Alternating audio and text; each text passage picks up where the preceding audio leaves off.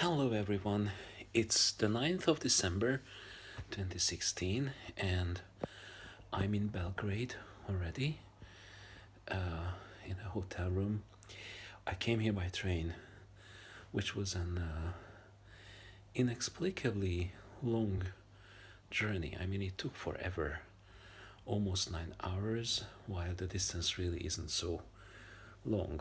Anyway, I will be lecturing HIV and hepatitis C activists from tomorrow and on Sunday about the pricing and affordability and access to medicines, which are key issues in this region,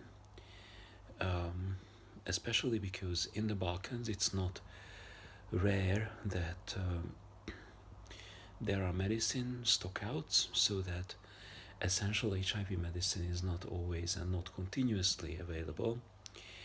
And also my understanding is that the conditions in the clinic and in HIV care are often very poor.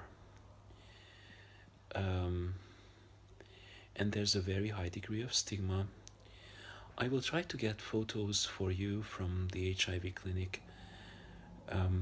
My colleagues who got here earlier today visited the clinic. I couldn't go because I was sitting in the train.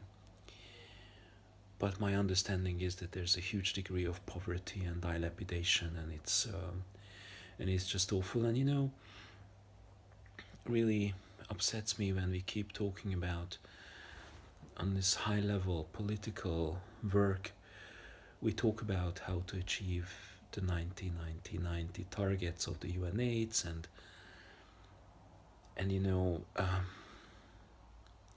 so we do all this really, really advanced and elaborate political and diplomacy work around HIV, viral hepatitis, and tuberculosis, and when you come to these places, and this is, Belgrade, so it's like not the end of the world.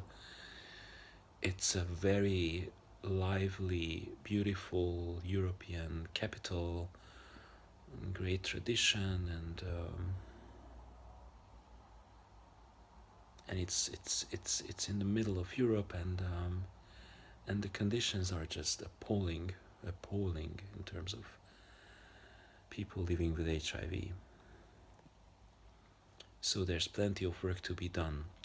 And this is also why it's important that we have these training courses, for example, about affordability and the pricing of medicines, and how medicine research is done, and how pricing is related to research, and all of this, so that we can find those points where activists and expert patients can intervene in this process and can perhaps affect some change, which will not be easy, but it's also not entirely hopeless.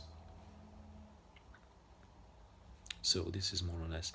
And the other thing that I was working today in the train on was the closing conference for UPATI, but I will tell you more about that tomorrow, because I really have to go to bed now.